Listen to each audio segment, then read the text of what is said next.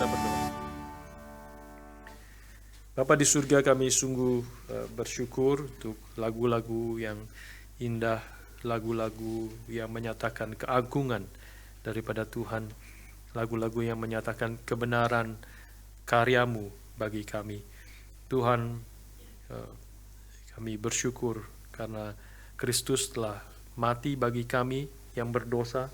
Dia yang tidak berdosa diperhitungkan sebagai dosa karena kami, sehingga kami yang berdosa boleh diperhitungkan sebagai orang-orang yang benar di hadapan Tuhan. Kami bersyukur Tuhan yang adil, yang tidak pernah berkompromi dengan dosa, telah mengutus anak-Mu yang tunggal untuk menanggung dosa, hukuman dosa yang seharusnya kami terima. Tapi Engkau, anak-Mu yang tunggal, telah menanggungnya bagi kami, sehingga kami yang ada di dalam Kristus boleh merdeka, boleh bebas, hidup untuk menyenangkan Tuhan, hidup untuk memuliakan nama-Mu. Meskipun kadang-kadang kami masih jatuh di dalam dosa, dosa tidak lagi menjadikan kami patut dan layak dihukum oleh Tuhan,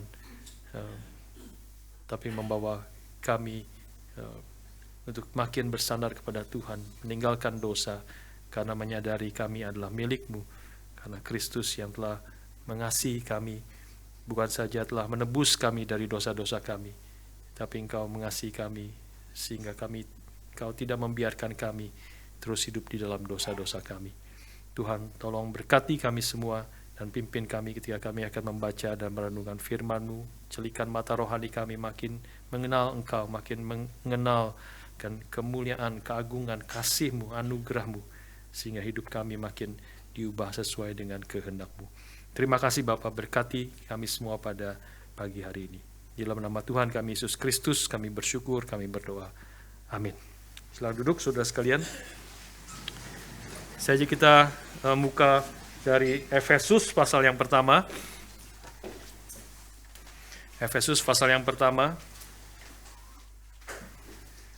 ayat yang pertama hingga ayat yang kelima. Kita hanya akan membahas 2 ayat hari ini, tapi saya akan ajak kita melihat sedikit lebih panjang, membaca sampai ayat yang kelima. Efesus pasal yang pertama, ayat yang pertama hingga ayat yang kelima saya bacakan bagi saudara-saudara sekalian.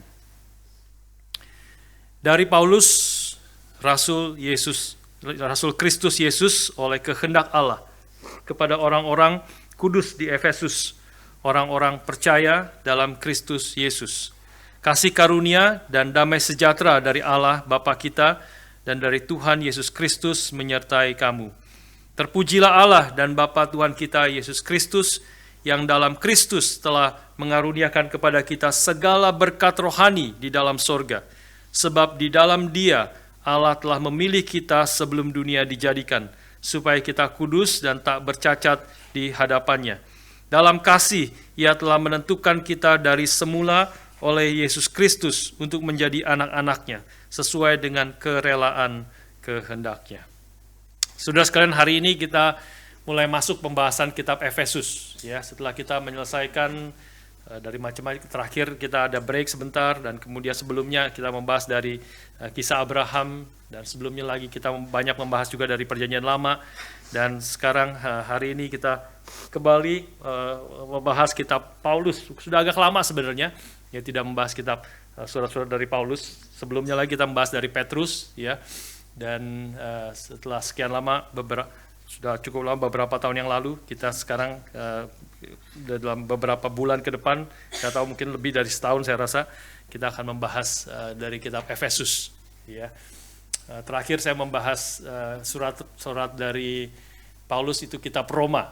Ya, kita membahas kira-kira mungkin sekitar 5 tahun membahas kitab Roma. Ya. Dan kita salah satu atau yang boleh dibilang puncak daripada tulisan Paulus, kalau Martin Luther mengatakan kitab Roma itu adalah kitab the purest expression of the gospel. Ya, jadi ekspresi yang paling murni daripada Injil, kitab Roma. Boleh dikatakan jadi seperti tulisan yang paling lengkap tentang Injil juga di dalam kitab Roma, ya. Nah, tetapi kalau kitab Efesus ini adalah tentu fokusnya kembali kepada Injil, tetapi dengan ekspresi yang berbeda, ya. Kitab yang sangat indah, yang sangat agung. Martin Lloyd-Jones mengatakan kitab Efesus adalah ekspresi Injil yang paling indah dan paling agung, ya. The most beautiful and majestic expression of the gospel. Nah, ini kita kalau Roma the purest, ini the most beautiful, ya, and most majestic dari Injil. Kita akan melihat di dalam kitab Efesus ini bagaimana mempelajari panoramic view, ya, pandangan yang secara menyeluruh dari karya Allah di dalam Kristus yang begitu mempesona. Nah, kita akan membahas tidak terlalu panjang, ya, berapa 6 pasal tidak salah, ya. Kita akan belajar bersama-sama di dalam beberapa bulan ke depan. Saudara sekalian, tema yang utama di dalam sedikit introduksi di sini, tema utama di dalam kitab Efesus adalah tentu tentang Allah, ya. Kita akan belajar tentang Allah. Karena itu tadi saya ajak kita nyanyi, bicara tentang Allah, tentang memfokuskan diri kepada Allah. Kadang-kadang kita pikir sesuatu yang tidak relevan, kadang-kadang kita pikir sesuatu yang saya mau banyak gereja sekarang orang Kristen bicara tentang hal yang praktikal. Kadang-kadang bicara tentang Allah itu tidak, orang banyak pikir tidak praktikal. Itu adalah konsep yang sama sekali salah, karena seluruh hidup praktikal kita yang sehari-hari yang kita hadapi, ujungnya, dasarnya, akarnya adalah pengenalan akan Allah. Kalau dari situ pengenalan akan Allah itu benar, maka seluruh aspek hidup kita sebenarnya, seluruh hal yang praktikal di dalam hidup kita akan menjadi baru benar, baru jelas, baru kita mengerti, menaruh di dalam posisinya. Nah, tentu adalah kadang-kadang waktu bicara tentang doktrin Allah, tentang siapakah Allah, tentang karyanya bagi kita, tentang kemuliaannya, tentang kedaulatannya, ya, tentang kehendaknya, kadang-kadang kita tidak terlalu melihat bagaimana itu relevan di dalam kehidupan saya, di dalam pergumulan saya, di dalam penderitaan saya, di dalam bagaimana saya mendidik anak-anak, di dalam segala tantangan sehari-hari yang kita hadapi. Ya, kadang-kadang memang harap kita berdoa, kita semua boleh Tuhan pimpin dan berdoa melihat itu, melihat bagaimana waktu kita membaca, memfokuskan, menyelidiki tentang kitab Efesus yang berfokus kepada Allah, tentang siapa Allah, tentang karya keselamatannya di dalam Kristus, tentang anugerahnya, tentang kasihnya, tentang kedaulatannya, tentang kemuliaannya. Harap kita berdoa, kita boleh melihat ini menjadi sesuatu yang sangat-sangat relevan di dalam kehidupan kita, ya, sehari-hari. Seperti tadi melihat lagu tadi yang saya ajak, makanya melihat Tuhan yang besar, mulia di sorga, di dalam tahtanya yang kudus. Itu sangat relevan di dalam pergumulan kita di dalam dosa. Misalnya, ketika setan menggoda kita, itu bagaimana setan menggoda kita tertarik kepada dosa. Bagaimana itu relevan dengan siapakah Allah, mengenal siapa Tuhan yang sedang duduk di atas tahtanya yang tinggi, Tuhan yang mulia, Tuhan yang transenden seperti itu. Saudara sekalian, ini sesuatu yang kita akan belajar, ya, bahwa waktu mau belajar tentang mengenal siapa Allah yang dinyatakan di dalam kitab Efesus secara khusus, kita akan melihat ini bukan escape daripada dunia dengan segala tantangannya, dengan segala kesulitan pergumulan kita sehari-hari, tetapi justru menolong kita, memberi kita kekuatan, memberi kita visi, memberi kita akan melihat dengan cara yang tepat sesuai dengan apa yang Tuhan kehendaki. Tuhan yang menempatkan kita di dalam dunia ini. Tuhan yang menyelamatkan kita, menarik kita dari kegelapan dunia kepada terang yang ajaib dan mengutus kita kembali di tengah-tengah dunia ini. Tuhan tahu kita dipanggil untuk menjadi terang dan garam dunia. Karena itu kita perlu melihat segala tantangan, kesulitan, yang pergumulan yang kita hadapi dari terang siapa Tuhan itu, apa yang menjadi kehendaknya bagi kehidupan kita. Saudara sekalian, adalah satu privilege bagi kita kalau kita boleh mengerti rencana Allah yang kekal, ya, di tengah-tengah akan dunia yang tidak pasti, masa depan yang suram, dan sebagainya, ya. Dan ya, tadi pagi saya sempat browsing ABC, selalu pagi-pagi lihat berita ABC ada apa, dan di dunia ada terjadi apa. Itu berita utama di ABC adalah, tulisannya adalah position vacant, leader of the free world. Ya, leader of the free world. Ya, ada lowongan di dalam dunia ini sekarang. Ada lowongan yang besar. Siapa lowongan yang paling besar di dalam dunia ini adalah pemimpin dari dunia. Tidak ada lagi. Ya, itu digambarkan yaitu setelah Joe Biden turun, ya hampir turun sebentar lagi, ya munculnya Donald Trump, ini mulai dunia goncang, ya.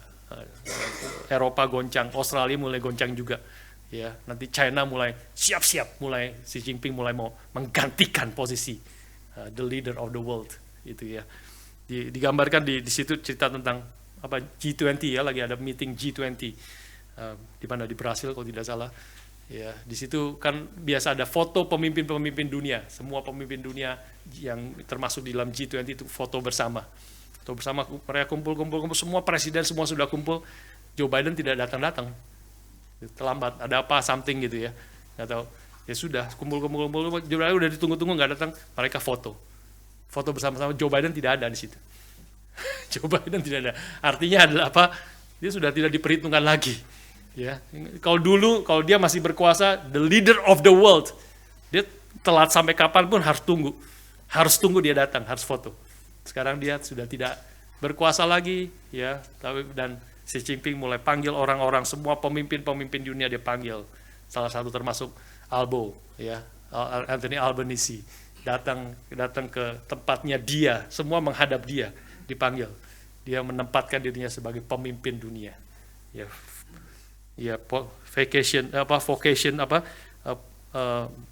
Position vacant, ya, lowongan daripada pemimpin dunia ini. Banyak gelisah. Pemimpin Eropa gelisah, ya, karena Donald Trump akan melawan China, akan kasih tarif 60% dan sebagainya, dan akan berdampak ke seluruh dunia, termasuk kita di sini.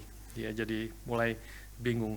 Kita di dalam keadaan seperti demikian, kita kembali ke firman.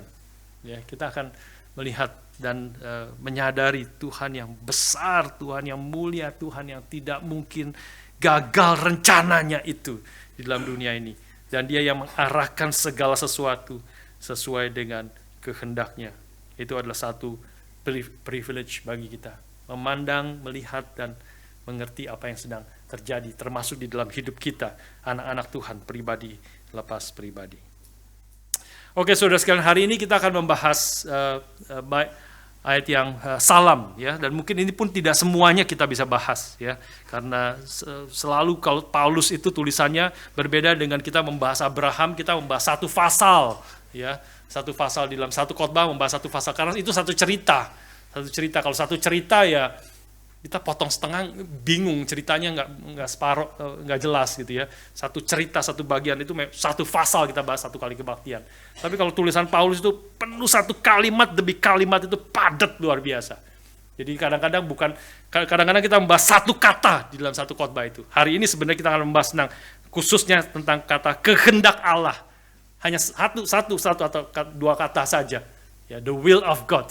Itu menjadi sesuatu yang begitu dalam, ada bicara tentang dalam salam itu dari Paulus, Rasul Paulus, ya, Rasul Yesus Kristus, itu sebenarnya sudah banyak juga yang kita bisa bahas. Ya, orang-orang kudus, apa itu the saints in Ephesians, apa artinya orang percaya dalam Kristus. Bicara tentang ayat kedua, kasih karunia, grace and peace, ya, grace and peace, grace satu tema besar, peace satu tema besar sebenarnya. Ya, itu sebenarnya begitu detail.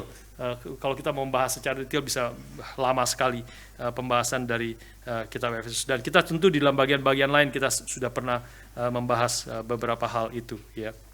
Jadi kita akan mencoba melihat, memikirkan, tidak semuanya bisa bahas, tetapi kita akan membahas hal-hal yang saya rasa relevan dan penting untuk dalam konteks kita, dalam keadaan kita, dalam pergumulan kita sebagai gereja Tuhan pada hari ini.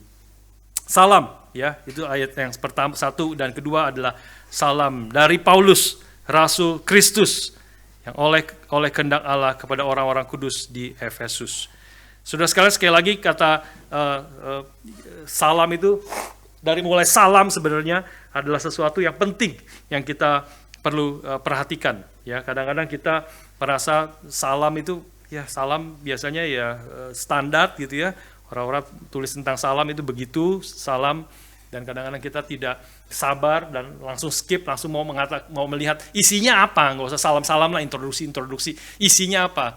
Ya, meskipun kadang-kadang kita juga, kalau yang pada umumnya memang bisa membosankan, ya, apalagi misalnya pidato presiden, gitu ya, pidato ketua DPR, ya, kepada yang terhormat Bapak Presiden Republik Indonesia yang ke-7, kepada yang terhormat Bapak Presiden Indonesia yang ke-6, dan sebagainya. Aduh, bosan banget gitu. Panjang sekali salamnya aja udah 10 menit. Salamnya 10 menit, ketua DPR, ini semuanya salam kepada yang terhormat dan sebagainya. Kita udah dengernya udah nggak sabar gitu ya. Cepet lompat aja, skip gitu kalau bisa. Skip langsung mau ngomong apa sebenarnya pidatonya itu, ya. Tapi tidak demikian surat-surat dari Paulus, saudara sekalian. Surat-surat dari Paulus khususnya yang kita akan bahas itu, setiap salam, setiap introduksi, ya, salam itu introduction, itu dia tulis menjadi betul-betul introduction kepada apa yang nanti dia akan bahas. Jadi sangat-sangat penting introduction itu sebenarnya, ya. Dia hampir semua yang dia tulis yang paling utama itu sebenarnya dia sudah beri indikasi di dalam introduction-nya. Ya, jadi sangat penting nanti kalau sudah membaca, I encourage you to read, ya. Setelah ini seminggu ini dalam satu kali duduk kita bisa baca 6 pasal sebenarnya kan, satu kali duduk kitab Efesus. Nah, saya encourage sudah membaca dalam satu kali duduk membaca seluruh pasal dari kitab Efesus. Jadi saudara mempunyai gambaran yang utuh. Ini surat ini tentang apa sebenarnya? Dan saudara akan menemukan sebenarnya introduksi yang salam di sini, dan hari ini kita bahas satu kata tentang kehendak Allah itu adalah satu hal yang terus-menerus muncul nanti. Tema yang penting yang akan dia elaborate di dalam ayat-ayat selanjutnya, di dalam isi daripada suratnya. Misalnya kehendak Allah di sini, ya, ayatnya dari pertama kan, dari Rasul Yesus Kristus oleh kehendak Allah. Nanti muncul lagi di dalam bagian yang pertama, ayat yang kelima yang tadi kita baca. Dalam kasih ia telah menentukan kita dari semula oleh Yesus Kristus untuk menjadi anak-anaknya sesuai dengan kerelaan kehendaknya, ya, kerelaan kehendaknya, in accordance with his pleasure and will, his pleasure and will, itu kehendaknya muncul lagi, ya. Ayat yang ke-9 itu muncul lagi. Ayat yang 9. Sebab ia, Bapa Allah, telah menyatakan rahasia kehendaknya kepada kita. Dia telah menyatakan rahasia kehendaknya kepada kita sesuai dengan rencana kerelaannya. Yaitu rencana kerelaan yang dari semula telah ditetapkannya di dalam Kristus. Ayat yang ke-11b juga muncul lagi di situ.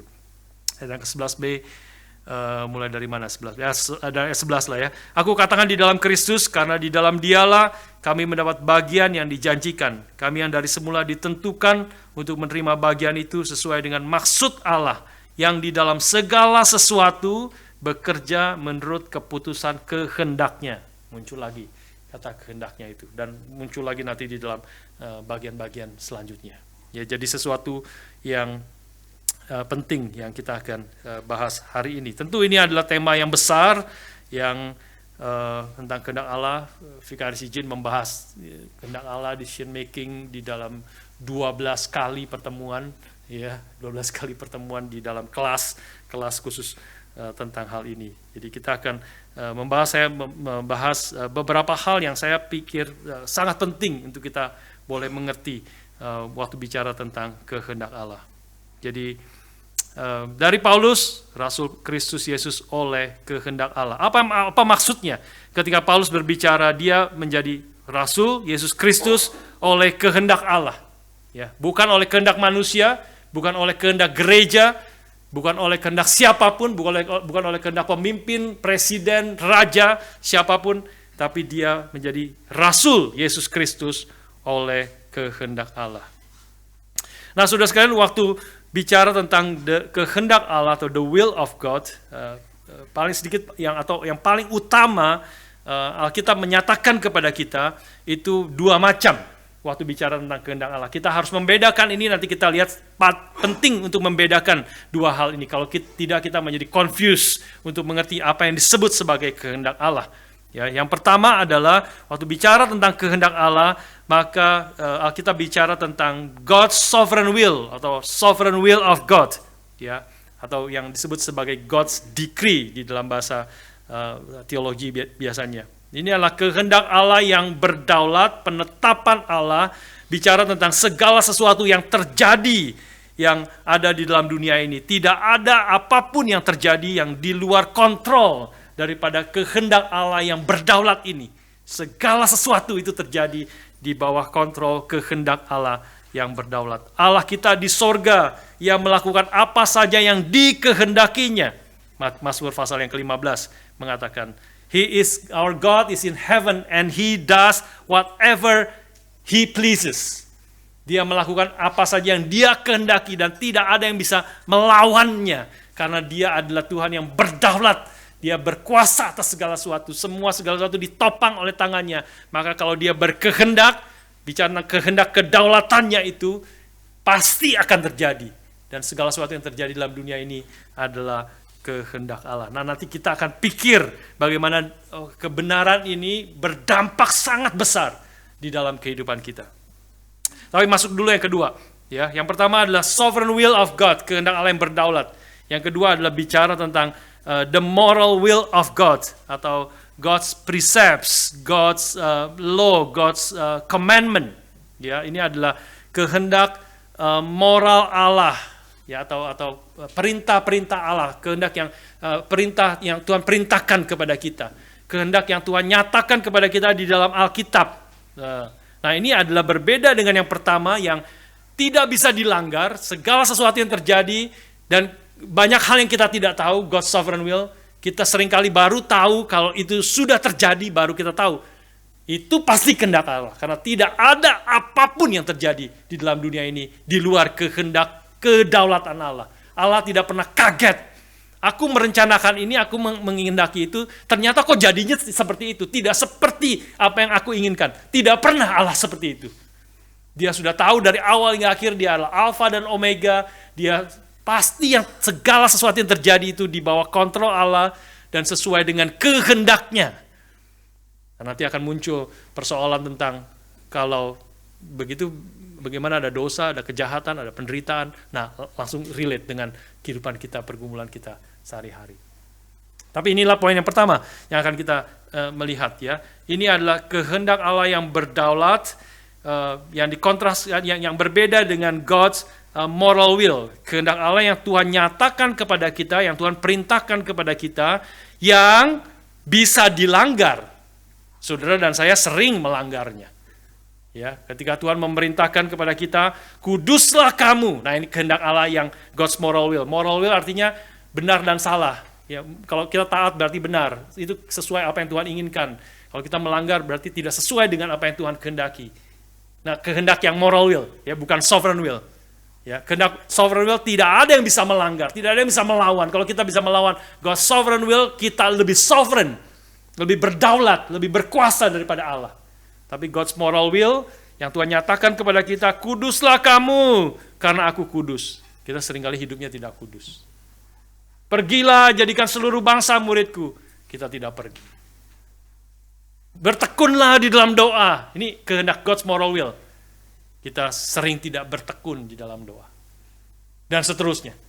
Ya, dan seterusnya. Itu adalah God's moral will, kehendak Allah yang kedua. Ini adalah kehendak Tuhan yang Tuhan nyatakan kepada kita, yang merupakan ekspresi daripada diri Allah sendiri. Ini diri Allah, dia menyatakannya kepada kita, kuduslah kamu karena aku kudus. Ya, Tuhan mengatakan. Tapi kita tidak hidup kudus, kita melawan Tuhan, dan kita menanggung konsekuensi dan seterusnya. Dan akibat daripada pelanggaran kita akan kehendak Allah yang Tuhan telah nyatakan kepada kita. Ini menjadi sesuatu yang kita perlu mengerti, dua hal ini, ya. Kita lihat satu contoh supaya kita tidak melihat pentingnya kita membedakan ini. Kita melihat satu contoh dalam Kisah Para Rasul pasal yang keempat. Kisah Para Rasul pasal yang keempat. Kisah Para Rasul pasal yang keempat ayat 27 dan 28. Saya ajak kita membaca bersama-sama dua ayat ini. Kisah 4 ayat 27 dan 28. Mari kita membaca bersama-sama. 2, 3. Sebab sesungguhnya telah berkumpul di dalam kota ini Herodes dan Pontius Pilatus beserta bangsa-bangsa dan suku-suku bangsa Israel melawan Yesus, hamba-Mu yang kudus yang Engkau urapi, untuk melaksanakan segala sesuatu yang telah Engkau tentukan dari semula oleh kuasa dan kehendak-Mu. Nah, saudara, kalau tidak ada kategori membedakan antara God's sovereign will, kehendak Allah yang berdaulat, dengan God's moral will, kehendak Allah yang Tuhan nyatakan kepada kita. Kalau sovereign will sering tidak dinyatakan, God's moral will, kehendak yang Tuhan nyatakan kepada kita, yang Tuhan perintahkan kepada kita, maka kita mulai bingung membaca bagian ini. Ya, di satu sisi Herodes, Pontius Pilatus, bangsa-bangsa, kita fokus misalnya salah satu, Pontius Pilatus itu melawan Yesus, dia menghakimi tidak adil. Dia tahu Yesus tidak bersalah tapi tekanan daripada orang-orang Yahudi, pemimpin Yahudi, akhirnya dia membiarkan Yesus dihukum mati, disalibkan. Dia jelas apa yang dilakukan adalah melanggar semua perintah Tuhan sebagai manusia, sebagai pemimpin yang berkuasa saat itu. Ya, Tuhan memerintahkan jangan membunuh, dia membunuh. Tuhan memerintahkan kita harus bersikap adil, dia bersikap tidak adil. Jadi itu melawan kehendak Tuhan. Ultimately dia memutuskan membunuh, mensalibkan Kristus yang tidak bersalah itu, disalibkan dengan cara yang tidak adil. Dia semua yang dilakukan itu melanggar God's moral will.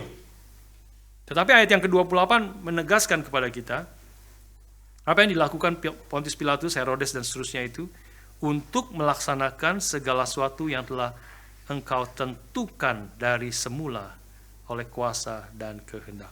They did what your power, God's power and will has decided beforehand should happen.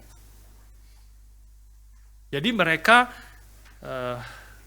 tanpa sadar, meskipun mereka melakukan segala dengan kemarahan, dengan kebencian, dengan dengki dan sebagainya, dengan ketidakadilan, melanggar perintah Tuhan untuk jangan membunuh, tapi tanpa mereka sadar, mereka menggenapi sebenarnya, mereka melaksanakan, mereka melakukan apa yang Tuhan sudah tetapkan sebelumnya. Ya, apa yang Tuhan sudah Engkau tentukan dari semua oleh kuasa dan kehendak-Mu. Ini adalah bicara, yang kedua adalah bicara God's sovereign will. Ya. Mereka melanggar God's moral will, mereka melanggar kehendak Tuhan yang Tuhan sudah nyatakan, jangan membunuh, ambil contoh. Tapi tanpa mereka sadar, mereka sebenarnya sedang melakukan, menggenapi apa yang God's sovereign will tetapkan dari semula. Bahwa memang Kristus harus mati. Karena dia memang datang untuk mati, untuk menebus dosa manusia. Dan mati melalui pengadilan yang tidak adil. Jadi sudah perlu, Alkitab sendiri memang ini salah satu contoh dari banyak contoh dalam Alkitab yang memberi kita dua kategori yang berbeda tentang kehendak Allah. Ya, pertama adalah God's sovereign will, yang kedua adalah God's moral will. Sekarang kita melihat di dalam hidup Paulus sendiri, ya, karena Paulus sendiri mengatakan oleh kehendak Allah dia menjadi Rasul Yesus Kristus. Kita membuka di dalam hidup Paulus sekarang, Galatia pasal yang pertama. Galatia pasal yang pertama.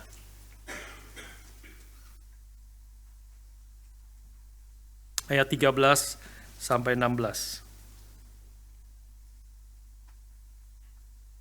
Galatia pasal yang pertama ayat 13 sampai 16. Saya bacakan bagi saudara sekalian. Ini Galatia ditulis oleh Paulus juga, dia menceritakan tentang hidupnya. Sebab kamu telah mendengar tentang hidupku dahulu dalam agama Yahudi, tanpa batas aku menganiaya jemaat Allah dan berusaha membinasakannya. Dan di dalam agama Yahudi, aku jauh lebih maju dari banyak teman yang sebaya dengan aku di antara bangsaku, sebagai orang yang sangat rajin memelihara adat istiadat nenek moyangku. Tetapi waktu Ia yang telah memilih aku sejak kandungan ibuku dan memanggil aku oleh kasih karunia-Nya, berkenan menyatakan anaknya di dalam aku, supaya aku memberitakan dia di antara bangsa-bangsa bukan Yahudi, maka sesaat pun aku tidak minta pertimbangan kepada manusia. Jadi Paulus membicara di sini hidupnya dulu, ya, penganiaya jemaat, dia taati hukum Taurat, dia disebut Farisi dari Farisi, dia menulis di dalam bagian lain, dan dia mengejar, menangkap orang-orang Kristen pengikut Yesus itu, ya. Tapi dia bicara tentang perjalanan di Damsyik yang kemudian dia bertemu dengan Tuhan, dan Tuhan bertanya kepada Paulus, Saulus waktu itu namanya belum menjadi Paulus, Saulus, Saul, Saul, why do you persecute me? Saulus, Saulus, mengapa engkau menganiaya aku? Nah, Paulus kemudian menjelaskan bagaimana di situ, bagaimana dia kemudian berubah, dipanggil menjadi rasul daripada Kristus. Tapi Galatia 1 tadi dia mengatakan dia menarik bukan peristiwa yang terjadi ketika Kristus menyatakan diri kepadanya, supaya dia kemudian mengenal Tuhan dan percaya kepada Kristus. Dia bukan hanya tidak lagi menganiaya orang-orang Kristen, sekarang dia rela mati demi orang-orang Kristen. Dia rela memberitakan Injil sampai mati supaya orang-orang mengenal Kristus. Nah, peristiwa itu dia menceritakan di sini terjadi karena apa yang Tuhan sudah tetapkan jauh sebelumnya. Tetapi waktu dia telah memilih aku sejak kandungan ibuku dan memanggil aku oleh kasih karunia-Nya. Dia dipilih Tuhan sejak kandungan, ya Paulus tidak tahu, ini masih dalam kandungan, ya. Dia tidak tahu, tetapi dia mulai tahu, kemudian dia baru sadar bahwa dia menjadi rasul, dia dipanggil oleh Tuhan, Tuhan menyatakan kehendaknya bagi dia, karena Tuhan telah memilih aku sejak kandungan ibuku dan memanggil aku oleh kasih karunia, dan kemudian menyatakan anaknya di dalam aku pada waktu aku hidup itu, supaya aku memberitakan dia di antara bangsa-bangsa bukan Yahudi. Jadi bicara tentang hal yang amazing di sini, bahwa rencana Allah, panggilan Tuhan, pilihan Tuhan bagi Paulus, rencana Tuhan bagi Paulus, kehendak Tuhan bagi Paulus, itu dia menjadi rasul, itu terjadi bukan pada waktu dia bertemu di perjalanan ke Damsyik itu, bukan terjadi hanya di situ, itu adalah aplikasinya, tetapi dimulainya sejak dalam kandungan ibuku. Sejak Paulus belum mengerti, belum tahu, dan sebagainya. Ini adalah rencana kekal daripada Tuhan. God's sovereign will. Tuhan yang memilih dia. Bahkan bisa ditarik sebenarnya sebelum dunia dijadikan, tapi sebagai rasul mungkin Paulus di sini mengatakan sejak dalam kandungan ibuku Tuhan sudah memilih dia. Tuhan sudah memilih dia untuk menjadi hambanya, rasulnya, tapi di dalam perjalanannya itu Tuhan mengizinkan dia jatuh dulu, hidup di dalam dosa, menjadi penganiaya jemaat, membunuh orang-orang Kristen, dan sebagainya. Jadi rencana Tuhan memilih Paulus sebagai rasul, di dalamnya ada izin Tuhan. Ada kesulitan, ada dosa termasuk di dalamnya daripada Paulus sendiri. Nah, ini sesuatu yang mengherankan, bicara tentang God's sovereign will yang juga ada di dalamnya termasuk adalah kejahatan dan dosa daripada manusia. Jadi God's sovereign will sekali lagi adalah segala sesuatu yang terjadi di dalam dunia ini. Kalau bicara tentang segala sesuatu berarti termasuk dosa yang terjadi di dalam dunia ini. Tanpa meninggalkan, tanpa menyatakan bahwa manusia tidak bertanggung jawab terhadap dosa mereka. Paulus tetap bertanggung jawab atas dosa mereka. Adam dan Hawa bertanggung jawab atas dosa mereka. Tuhan sudah menyatakan jangan kau makan buah pengetahuan baik dan jahat ini. Ini adalah kehendak Tuhan yang Tuhan nyatakan. God's moral will. Kehendak Tuhan sudah nyatakan jangan makan buah pengetahuan baik dan jahat ini. Pada waktu kamu memakannya, pastilah kamu mati. Pasti itu terjadi, itu perkataan Tuhan, firman Tuhan, Kehendak Tuhan yang nyatakan. Dan mereka melawan itu, menolak itu. Dan mereka menerima akan akibatnya. Tetapi pada waktu mereka melawan Tuhan, mereka melanggar perintah itu, Tuhan tidak menjadi kaget. Aduh, kacau rencana saya. Kacau rencana saya. Saya tadinya sudah merencanakan begini. Tetapi sekarang mereka melanggar perintahku. Sehingga aku harus buat plan B, plan C, plan D, dan sebagainya. Tidak, Tuhan di dalam kedaulatannya yang kita tidak mengerti sepenuhnya. Dia di sorga, dia begitu besar, begitu mulia. Kita tidak mengerti secara detailnya. Tetapi dia berdaulat atas segala sesuatu. Yang termasuk ketika manusia jatuh dalam dosa. Tanpa membuat manusia tidak bertanggung jawab. Manusia harus bertanggung jawab karena tanggung jawab kita bukanlah kepada God's sovereign will. Bukan karena God's sovereign will. Tapi karena God's moral will. Apa yang Tuhan sudah nyatakan kepada kita. Inilah tanggung jawab kita. Kalau kita melanggar ini, inilah yang Tuhan akan tuntut. Inilah yang disebut dosa. Adalah melanggar perintah yang Tuhan kehendaki. Tapi bahkan dosa pun, ketika kita melanggar perintah Tuhan, ketika Adam dan Hawa, itu yang paling sulit sebenarnya mengertinya. Adam dan Hawa melanggar perintah Tuhan. Dosa pun tidak pernah membuat Tuhan kaget, membuat Tuhan kacau, membuat Tuhan harus merencanakan yang lain. Tidak, Tuhan sejak manusia jatuh dalam dosa, pada saat manusia jatuh dalam dosa, Tuhan sudah merencanakan, langsung ada solusinya. Aku akan ada keturunan daripada perempuan itu yang akan meremukkan kepalamu. Langsung kejadian 3, itulah peristiwa manusia jatuh dalam dosa. Tuhan sudah ada solusinya ya tentang persoalan yang dihadapi manusia. Jadi Allah adalah Allah yang berdaulat, manusia adalah manusia yang bertanggung jawab. Kita bertanggung jawab bukan karena Allah yang berdaulat, tetapi karena atau berdasarkan apa yang Tuhan sudah nyatakan kepada kita.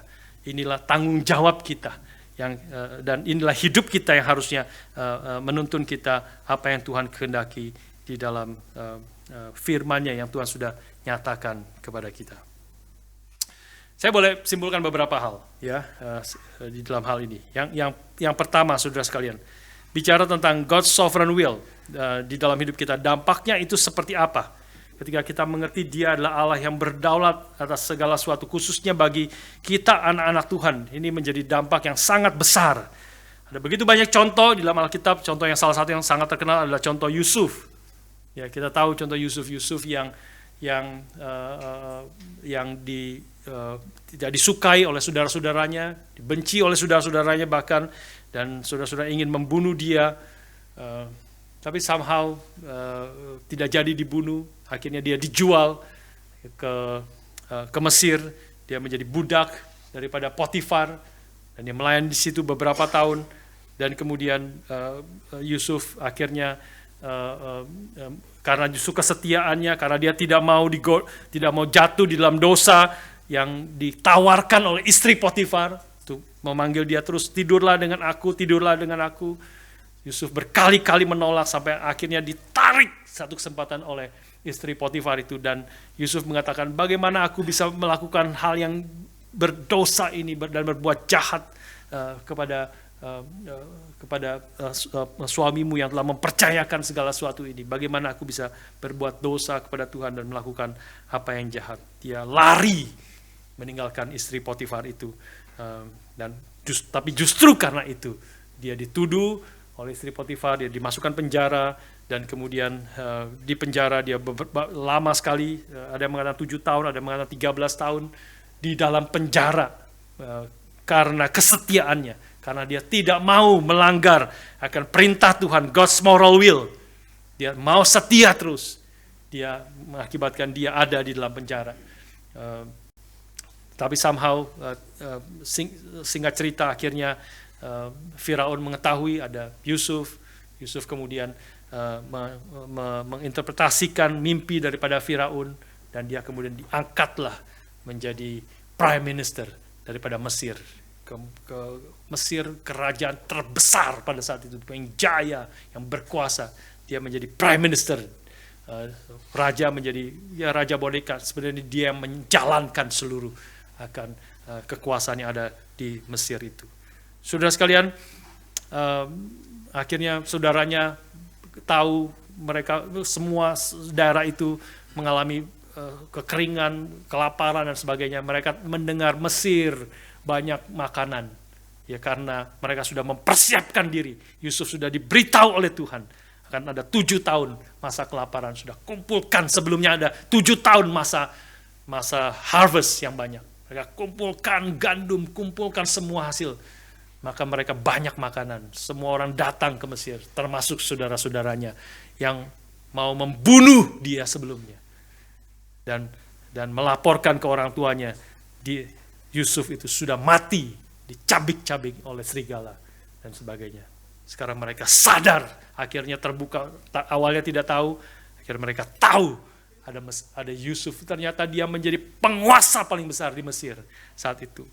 Mereka ketakutan. Mereka katakan, matilah kita sekarang. Matilah kita sekarang. Karena Yusuf, saudara kita itu yang kita mau bunuh dan akhirnya kita jual. Dan membiarkan dia mati di situ. Ternyata sekarang menjadi penguasa. Dia pasti akan membalas. Dia pasti akan marah sekali kepada kita. Dan dengan cara-cara Yusuf, dengan cerita yang sangat menarik yang digambarkan dalam Alkitab. Akhirnya Yusuf juga membuka dirinya. Memang aku adalah Yusuf, saudaramu itu. Mereka ketakutan, mereka mohon, mereka sujud kepada Yusuf. Tapi Yusuf mengatakan, jangan takut. Jangan takut. Kamu memang merancangkan kejahatan. Kamu memang mereka-rekakan apa yang jahat kepadaku. Tapi Allah mereka-rekakannya untuk kebaikan. Yaitu untuk menyelamatkan satu bangsa. Allah mengutus aku terlebih dahulu ke Mesir. Ini semua rencana Tuhan. Tadinya tentu tidak tahu. Yusuf tidak tahu, saudaranya tidak tahu. Tidak ada yang tahu. Ini rencana Tuhan. Sejak terus terjadi perjalanan Yusuf, yang perlu Yusuf lakukan adalah dia taat kepada God's moral will. Apa yang Tuhan sudah nyatakan kepada dia. Firman Tuhan, dia mau setia, dia tidak mau berzina, dia mau hidup sungguh-sungguh rajin, melakukan apa yang terbaik. Dia setia melakukan apa yang Tuhan kehendaki. Yang Tuhan kehendaki, yang Tuhan sudah nyatakan kepada dia. Dia setia. Dia tidak membalas kejahatan dengan kejahatan. Dia membalas kejahatan dengan kebaikan. Dan seterusnya. Sampai akhirnya sampai saatnya dia sadar. Dia melihat ke belakang. Semuanya adalah God's sovereign will. Semuanya adalah rencana Tuhan yang kita tidak mengerti. Yusuf pun tidak mengerti. Kita digambarkan di dalam penjara. Dia bergumul sekali. Bagaimana aku setia, aku melakukan apa yang benar. Aku tidak mau berzina. Aku justru ada di dalam penjara. Tidak mengerti, ada waktu-waktu kesulitan melakukan, mentaati God's moral will. Banyak kesulitan, banyak tantangan. Tuhan Yesus sendiri mengatakan, barang siapa mau mengikut aku, mengikut Kristus artinya, mengikuti perintah-perintahnya, God's moral will. Mengikuti apa yang Tuhan nyatakan kepada kita. Secara yang paling utama, yang paling prinsip, paling dasar adalah mentaati firman-Nya. Tentu ada detail-detail dalam hidup kita yang Tuhan tidak nyatakan, firman Tuhan tidak nyatakan kepada kita. Tapi seluruh detail hidup kita ambil keputusan, haruslah sesuai dengan prinsip firman Tuhan. Bukan hanya apa yang kita lakukan, tetapi apa yang kita pikir, apa yang menjadi motivasi kita, dan bijaksana daripada Tuhan, sesuai dengan prinsip-prinsipnya, dan aplikasi yang legitimate daripada prinsip-prinsip itu di dalam kehidupan kita. Kita mau mentaati, mau melakukan kehendak Tuhan. Tuhan Yesus mengatakan, barang siapa mau mengikut aku, barang siapa mau menjadi muridku, dia harus menyangkal diri, memikul salib, mengikut Kristus. Itu adalah God's moral will. Tuhan nyatakan kepada kita. Menyangkal diri, memikul salib, mengikut Kristus. Akan ada tantangan, akan ada kesulitan, akan ada pergumulan. Tetapi di balik semua tantangan, kesulitan, pergumulan itu, kita tahu Tuhan adalah Tuhan yang berdaulat atas segala sesuatu. Dan dia adalah Tuhan yang merancangkan kebaikan dan bekerja di dalam segala sesuatu. Roma 8 ayat 28. Dia bekerja di dalam segala sesuatu. Termasuk kesulitan, pergumulan, termasuk dosa-dosa orang lain. Dalam kasus Yusuf, dosa-dosa saudara-saudaranya yang membenci dia, mau membunuh dia, akhirnya menjual dia. Di dalam rencana kedaulatan Tuhan, saudara-saudaranya itu tidak mungkin membunuh Yusuf. Tidak mungkin membunuh Yusuf. Meskipun mereka ingin membunuh Yusuf. Tapi di dalam kedaulatan Tuhan, Tuhan berdaulat, Tuhan yang menjaga, memelihara, tidak mungkin membunuh Yusuf. Tapi kita tahu karena sudah terjadi. Kita tahu itu karena sudah terjadi. Karena akhirnya Yusuf mengatakan, untuk menyelamatkan satu bangsakah, Tuhan telah mengirim aku ke Mesir. Artinya Yusuf tidak mungkin mati di tangan saudara-saudaranya. Tuhan sedang menjaga, memelihara, memimpin akan hidup akan anak-anaknya. Engkau memang mereka-rekakan kejahatan. Murid-murid saudara-saudara Yusuf, mereka harus bertanggung jawab. Mereka harus bertanggung jawab kepada Tuhan atas dosa-dosa mereka, kejahatan mereka. Mereka jadi ketakutan, mereka dampaknya begitu besar. Pilatus, yang tadi kita baca, Herodes, para ahli Taurat, imam-imam kepala, mereka harus bertanggung jawab. Dan Tuhan akan menuntut pertanggungjawaban atas dosa-dosa mereka. Tetapi mereka tanpa sadar, mereka menjual Yusuf. Di dalam kedaulatan Tuhan, Tuhan bekerja di situ, melalui itu, di dalam itu, dalam peristiwa itu, untuk mengerjakan kebaikannya. Dan ini memberi kekuatan bagi kita, menghibur kita. Allah yang berdaulat atas segala sesuatu. Heidelberg Catechism mengatakan, mengutip kitab Matius, Allah yang berdaulat atas segala sesuatu artinya adalah tidak ada satu lembar rambut pun jatuh dari kepala kita kalau itu tidak dikehendaki Allah. Itu menjadi penghiburan besar bagi kita sekalian. Kalau kita menyadari Dia adalah Tuhan yang berdaulat, Tuhan yang berkuasa atas segala sesuatu, bahwa tidak ada selembar rambut. Ini tentu istilah menjelaskan how detail kedaulatan Allah itu, berarti segala sesuatu yang terjadi dalam dunia ini tidak pernah di luar kontrol Allah. Dia adalah Allah yang bekerja di dalam segala sesuatu untuk mendatangkan kebaikan bagi orang yang mengasihi Dia. Dialah yang berdaulat. Kita dengan iman, dengan hati yang teduh boleh menyerahkan kepada Tuhan. Tentu tidak mudah kalau ada di dalam kesulitan, pergumulan di dalam hidup kita. Tapi biarlah iman itu kita membuat kita percaya, meskipun kita tidak tahu detailnya apa yang menjadi God's sovereign will di dalam hidup kita. Tapi kita tahu bahwa Allah adalah Allah yang berdaulat, bahwa Dia tidak pernah meninggalkan umatnya, bahwa Dia bekerja di dalam segala sesuatu untuk mendatangkan kebaikan bagi orang yang mengasihi Dia. Segala sesuatunya kita tidak tahu detailnya, tetapi kita tahu secara besarnya Dia bekerja di situ semua. Sehingga kita boleh beriman, percaya kepada Dia. Memberi kita kekuatan, menyadari Tuhan yang berdaulat atas seluruh hidup kita, bahkan seluruh dunia ini, seluruh alam semesta, dan segala sesuatu adalah Allah bekerja segala sesuatu, karena segala sesuatu adalah dari Dia, oleh Dia, bagi Dialah kemuliaan untuk selama-lamanya. Ujungnya adalah for His glory, dan juga untuk kebaikan daripada umatnya. Itu dua hal yang kita boleh terus pegang. Mungkin contoh yang kedua, yang terakhir sebelum kita masuk ke dalam God's moral will, ya. Sekali lagi tentang Ayub, ya, tentang Ayub yang Ayub yang dicobai oleh setan, ya. Yang mencobai kita setan, ya, kita perlu membedakan itu. Ya, Tuhan tidak pernah mencobai kita, Tuhan tidak pernah menginginkan kita jatuh, ya. Tuhan yang mencobai kita setan ingin menghancurkan kita, tetapi Tuhan, segala pencobaan yang datang kepada kita, yang seperti dialami Ayub, itu pun boleh terjadi karena Tuhan mengizinkan. Kalau Tuhan tidak mengizinkan, saya akan keep pakai istilah itu. Saya rasa itu sangat menolong, istilah itu, untuk kita tidak salah mengerti tentang God's sovereign will ini di dalam kaitan dengan dosa. Allah mengizinkan itu terjadi di dalam kehidupan Ayub dan dalam kehidupan umat Tuhan untuk mendatangkan kebaikan.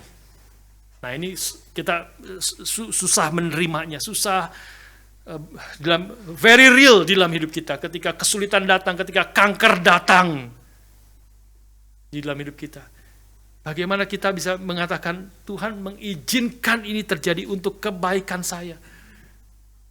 Tapi itulah poin yang sangat penting untuk kita pegang di dalam hidup kita.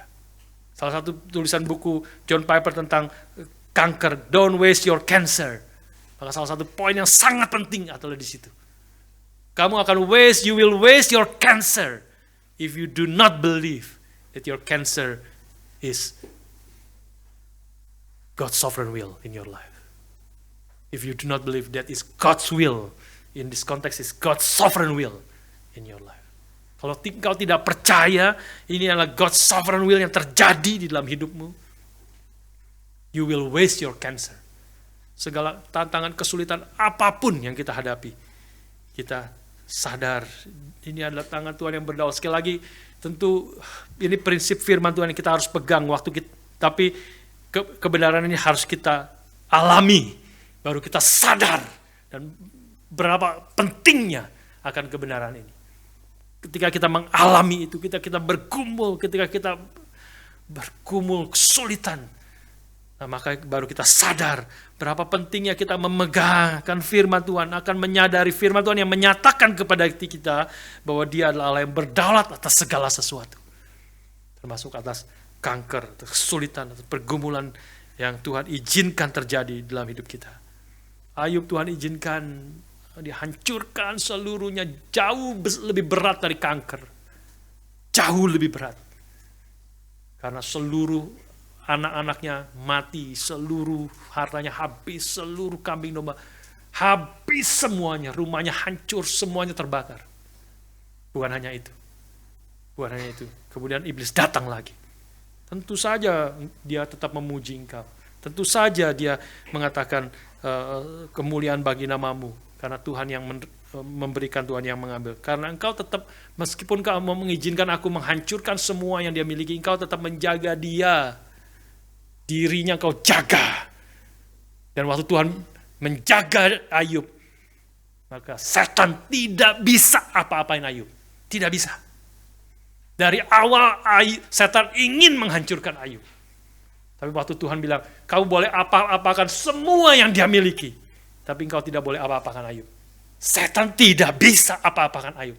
Tidak bisa sentuh dia sedikit pun. Kalau Tuhan sudah mengatakan itu di dalam kedaulatan. Sekarang tapi setan bilang lagi, tentu saja dia tetap memujimu karena engkau tetap menjaga dia. Oke. Dia terus push the boundary. Ya, setan ingin betul-betul mau menghancurkan Ayub dan menuduh Ayub di hadapan Tuhan. Ayub setia kepadamu, taat kepadamu karena engkau menjagai dia. Kau memberkati dia. Sekarang hancurkan semuanya, bukan hanya semua, sekarang dirinya coba hancurkan. Dia pasti mengkhianati engkau dan menghujat engkau. Oke, sekarang kau boleh apa-apakan dia. Tapi kau tidak boleh mencabut nyawanya. Habislah Ayub. Habis dalam pengertian seluruh dari kepala sampai ujung kaki. Semua luka, semua sakit, semua menjadi kesakitan yang begitu besar. Tapi dia tidak mati. Dia tidak bisa mati. Karena Tuhan yang bilang nyawanya tetap aku pelihara. Wah, kita memang akan sulit sekali menerima. Kita sulit sekali mengerti. Tapi biar justru itu dicatat di dalam Alkitab bagi kita. Dicatat dalam Alkitab bagi kita.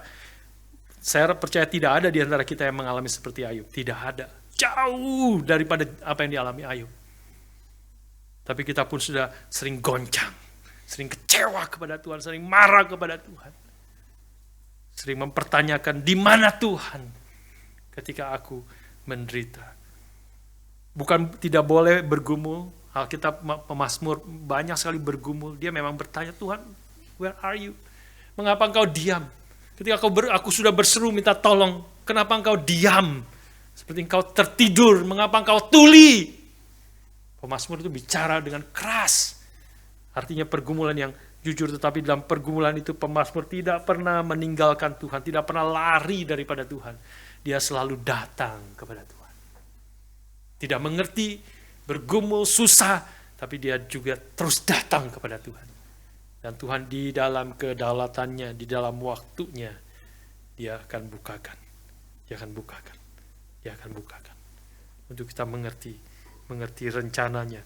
Mungkin tidak sepenuhnya kita mengerti di dalam dunia ini, tapi kita pasti akan mengerti ketika kita bertemu muka dengan Tuhan. Kita mulai sadar, melihat ke belakang. Seperti Yusuf saat itu melihat ke belakang. Dalam hidupnya, menyadari, kau mereka-rekakan yang jahat kepadaku, tapi Allah mereka-rekakannya untuk kebaikan. Untuk kebaikan. Saudara sekalian, itulah dampak mengerti akan juga Ayub, akhirnya dia menyadari akan hal itu. Juga Tuhan membukakan kepada dia. Ini prinsip yang memegang akan God's sovereign will di dalam kehidupan kita. Terakhir, mungkin secara singkat, sudah dikatakan sebenarnya sebelumnya, yang menjadi prinsip utama dalam hidup kita. Tadi mengerti dampak sovereign will di dalam kehidupan kita, pergumulan kita. Sekarang yang kita jalani, yang kita lakukan, tanggung jawab kita di dalam mengambil keputusan, segala keputusan di dalam hidup kita. Yang paling utama, yang paling penting adalah kita melakukan apa yang Tuhan kehendaki, yang Tuhan nyatakan di dalam firman-Nya. God's moral will, ya. God's moral will, ini kehendak Tuhan yang kedua. Tentu bukan hanya bicara tentang apa yang harus kita lakukan, tetapi kita harus menjadi seperti apa yang Tuhan inginkan. Kita memiliki hati seperti Kristus, melayani, yang merendahkan hati diri dan sebagainya. Karena ini adalah kehendak Allah yang Tuhan nyatakan kepada kita, juga berdasarkan apa yang Tuhan telah kerjakan bagi kita terlebih dahulu. Tuhan telah menyatakan anugerah-Nya, maka kita menjadi orang yang gracious kepada orang-orang lain. Tuhan telah menyatakan kasih-Nya kepada kita, maka kita menjadi orang yang mengasihi orang lain. Tuhan telah melayani kita terlebih dahulu, maka kita melayani orang lain. Tuhan telah mengasihi kita dan menyerahkan nyawa-Nya bagi kita, maka kita pun patut mengasihi dan menyerahkan nyawa bagi saudara-saudara kita. Saudara sekalian, itulah perintah God's moral will dalam hidup kita. Dan itu adalah tentu berkenan kepada Tuhan. Tuhan dipermuliakan melalui semuanya itu, dan juga Tuhan menyatakan perintah-perintahnya itu juga untuk kebaikan daripada kita sekalian.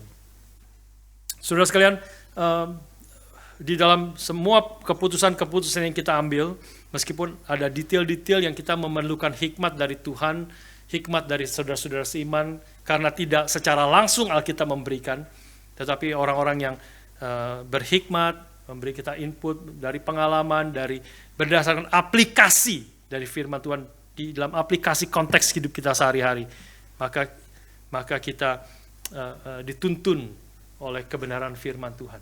Firman Tuhan adalah pelita bagi kaki kita dan terang bagi jalan kita. Maka ketika kita hidup sesuai dengan pelita yang Tuhan berikan kepada kita, kita dituntun, kita tidak tersandung, kita tidak berjalan di dalam kegelapan. Ketika kita merenungkan firman Tuhan siang dan malam, maka Mazmur 1 mengatakan kita akan menjadi orang seperti pohon yang ditanam di tepi aliran air, yang menghasilkan buah pada musimnya. Bukan pohon yang seperti ini, ya, pohon yang mati, tapi pohon yang ditanam di tepi aliran air, menghasilkan buahnya pada musimnya, tidak layu daunnya, apa saja yang diperbuatnya berhasil.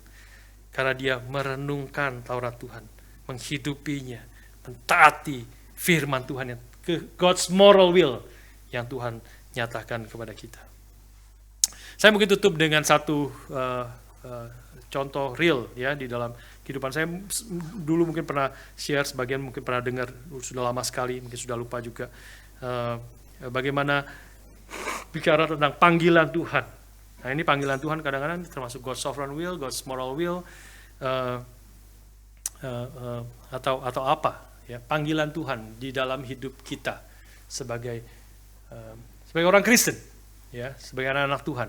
Apa yang Tuhan inginkan di dalam kehidupan kita. Nah, Tuhan kan Alkitab tidak pernah bilang, ya, tidak pernah bilang, "Hei kamu Pak William, jadilah penatua," gitu. Nggak pernah bilang, nggak pernah datang mengatakan seperti itu. Jadilah builder, gitu ya, dan sebagainya. Hai siapa, jadilah kamu dipanggil, aku menginginkan kamu menjadi arsitek di dalam dunia ini. Kamu menjadi guru Nggak ada, saya nggak percaya, saya percaya tidak ada yang dengar suara Tuhan panggil gitu, ya, termasuk saya, ya, saya menjadi pendeta, ya, hamba Tuhan, ya, istilahnya sekali lagi pendeta sebenarnya harusnya tidak pernah dengar suara Tuhan, Tuhan, Budi, ya, why do you persecute me? Sekarang aku menjadikan kamu pendeta, ya, dan sebagainya. Nggak pernah dengar suara gitu. Tapi panggilan Tuhan, bicara tentang vocation, itu adalah, berarti kalau bicara tentang vocation itu panggilan, vocare, berarti ada Tuhan yang memanggil saya melakukan apa yang Tuhan kehendaki, yang panggilan itu, bukan kehendak saya sendiri, bukan kehendak saudara sendiri, tapi apa yang menjadi kehendak Tuhan, vocare. Nah, bagaimana tidak bicara tentang Alkitab, tidak bicara secara langsung tentang hal itu, tetapi sekarang prinsip bagaimana mengaplikasikan itu di dalam hidup kita secara real, yaitu kembali kepada prinsip-prinsip yang paling penting di dalam Alkitab, prinsip-prinsip yang Tuhan sudah nyatakan kepada kita dalam Alkitab. Saya ambil contoh secara khusus sekali lagi, waktu saya bergumul untuk menjadi hamba Tuhan, ya.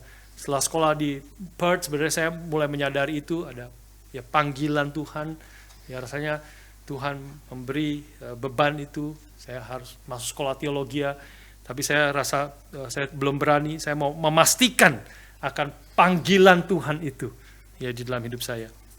Apakah betul Tuhan mau ingin saya masuk sekolah teologi?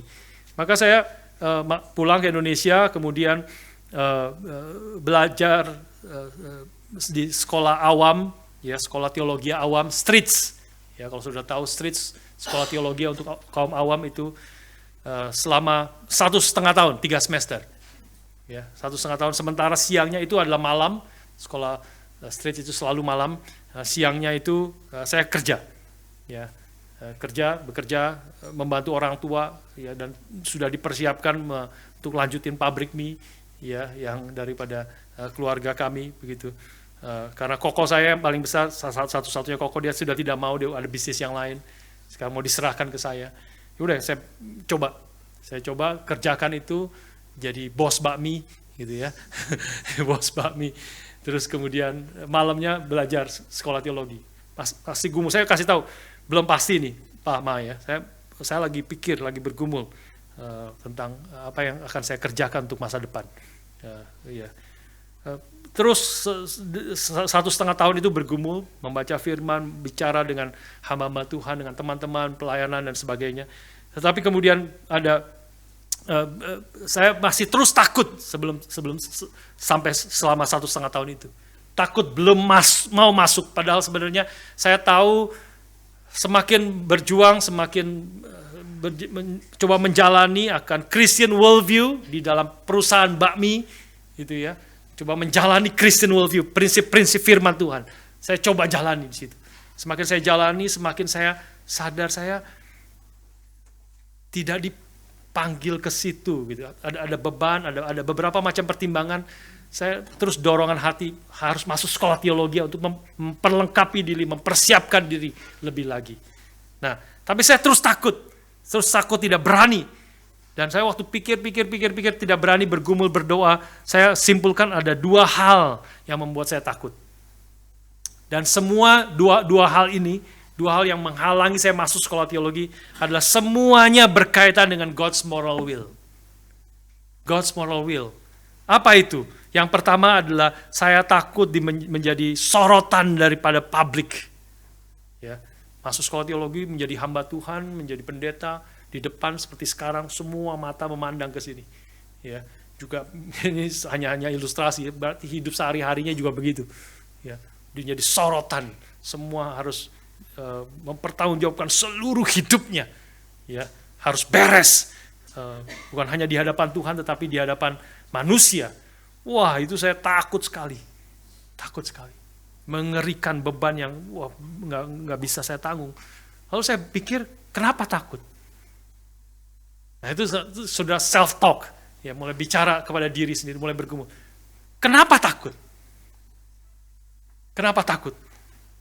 Takut, ya, mungkin bisa ada alasan-alasan yang lain, ya, orang bisa takut. Tapi pada saat saya waktu itu saya pikir, alasannya adalah takut ya karena mungkin ada dosa yang saya sembunyikan. Ada hal yang saya tidak mau orang lain lihat. Kalau disorot, kalau jemaat biasa, ya mungkin orang kecil sedikit-sedikit yang tahu, keluarga atau apa, atau KTB yang tahu. Tapi kalau jadi hamba Tuhan, semua orang tahu. Semua orang tahu. Nah, itu menjadi ketakutan. Berarti ada dosa yang disembunyikan. Berarti kamu hidupnya tidak transparan. Paulus sendiri mengatakan, aku hidupku seperti surat yang terbuka seharusnya. Itu bukan hanya bagi dia, harusnya bagi setiap orang Kristen. Hidupnya sebagai surat yang terbuka yang boleh dibaca oleh orang. Lihatlah hidupku, lihatlah aku adalah surat yang terbuka. Jadi, mengapa takut? Karena berarti mungkin ada dosa yang disembunyikan. Itu adalah, Tuhan tidak ingin ada dosa yang disembunyikan. Ya. Yang kedua, kenapa saya takut? Karena saya takut miskin. Takut miskin. Ya, tahu sekolah menjadi hamba Tuhan pasti lebih enak jadi bos bakmi lah. Ya, bos bakmi ya menghasilkan lama, saya tahu uangnya banyak dan sebagainya. Ya, menjadi hamba Tuhan digaji berapa, mungkin pas-pasan dan sebagainya. Waduh, jadi takut miskin. Takut miskin itu berkaitan dengan kembali ke God's moral will. Tuhan nyatakan salah satu Matius pasal 6. Kau takut apa yang kau pakai? Kau takut apa yang kau makan? Lihatlah burung yang tidak pernah menabur, tidak pernah menyiram, tidak pernah menanam. Dia makan tiap hari. Makan tiap hari. Tuhan memberi makan mereka. Lihatlah bunga bakung yang hari ini ada, besok sudah layu dan dibuang. Yes, kita tahu spring sekarang. Ya, bagus sekali, bagus. Berapa hari lagi layu semuanya. Ya, seminggu, 2 minggu, layu semuanya. Sebentar lagi layu semua bunga. Tapi Tuhan mendandani mereka. Hai kamu yang kurang percaya. Hai kamu yang tidak percaya. Bukankah hidupmu, tubuhmu lebih berharga dari bunga bakung? Bukankah hidupmu lebih berharga, jauh lebih berharga dari burung pipit itu yang Tuhan pelihara? Tuhan akan pelihara. Tuhan akan jaga. Semuanya bergumul dengan God's moral will. Tuhan sudah nyatakan itu. Tapi itu bergumul. Ya, biarlah hidup kita sekali lagi mengerti itu, bergumul itu, menyadari sudah tidak ada jawaban lain, harus masuk sekolah teologi. Ya, saya percaya tidak semua sudah harus masuk sekolah teologi, pasti tidak. Ya, pasti tidak. Tapi setiap kita diperintahkan Tuhan untuk tidak khawatir. Semua kita diperintahkan untuk tidak ada dosa yang disembunyikan. Kita semua diperintahkan untuk boleh mentaati Tuhan, mengenal Dia. Hidup bertumbuh makin mengenal Dia. Inilah yang Tuhan nyatakan kepada kita. Semua hal, apapun yang kita kerjakan, yang menjadi fokus utama, kehendak Tuhan yang utama adalah God's moral will. Yang Tuhan sudah nyatakan kepada kita. Kita mau merenungkan. Kita akan dalam beberapa bulan ke depan akan membahas kitab Efesus yang intinya utamanya adalah bicara God's moral will. Apa yang Tuhan kehendaki bagi kita. Untuk kita pikir, untuk kita taat, untuk kita mengerti, untuk kita menghidupi. Tapi tentu sekali lagi itu juga kita akan melihat ada God's sovereign will di belakang akan semua hal yang terjadi di dalam hidup kita. Termasuk di dalamnya tentu ada God's moral will. Dia adalah hal yang berdaulat atas segala sesuatu. Biarlah dengan pengertian ini, dan kita akan terus minggu ke depan akan belajar lebih dalam. Kita mau mengenal Dia, taat kepada Dia, sekaligus percaya Dia adalah Tuhan yang berdaulat atas segala sesuatu. Dia adalah Allah yang bekerja di dalam segala sesuatu untuk mendatangkan kebaikan bagi orang yang mengasihi Dia. Biarlah kita persiapkan hati, dan sekali lagi saudara silahkan baca Senin atau hari Selasa, 1 hari baca seluruh pasal. Kita boleh lebih mengerti akan bagian-bagian daripada Alkitab ini. Mari kita berdoa.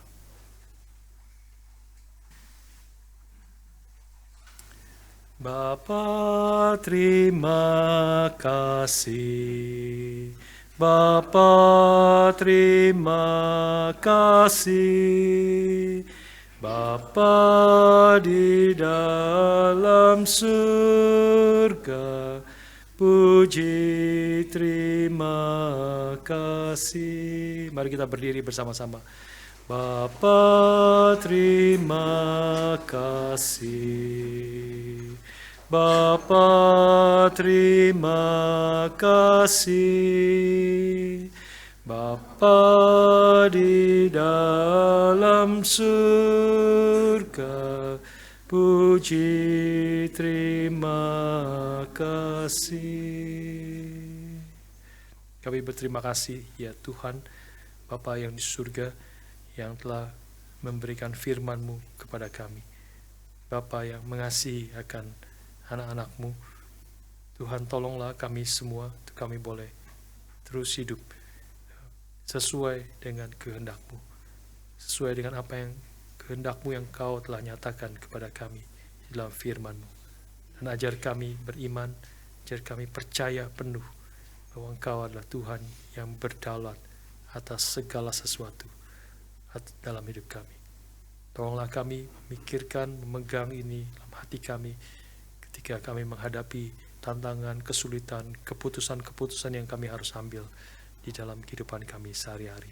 Pimpinlah roh kebenaran itu, memimpin kami masuk dalam kebenaran Tuhan dan melaksanakan apa yang benar, mengambil keputusan yang sesuai dengan kehendak-Mu. Terima kasih Bapa. Di surga kami bersyukur berdoa dalam nama Tuhan kami, Yesus Kristus. Amin.